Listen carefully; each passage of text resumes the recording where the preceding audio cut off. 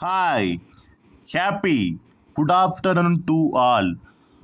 I am S.Kumaresan. Okay, friends, okay, guys, okay, ma'am. In the day, big positive day, big nice day, big good day. Okay, my topic is birds. I am explain.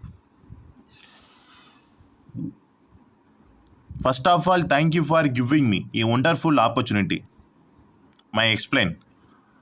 Birds are those species of animals on the planet who can fly with help of their wing in line with survival of the fittest theory.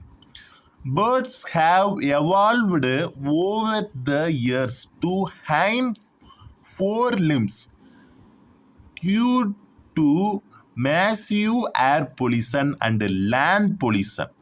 Many species of birds are heading extinct at an alarming rate.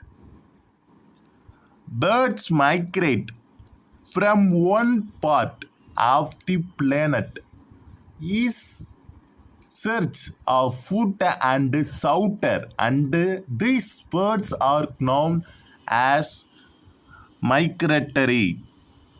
Understanding, guys? Thank you. Welcome. Bye. Cheers.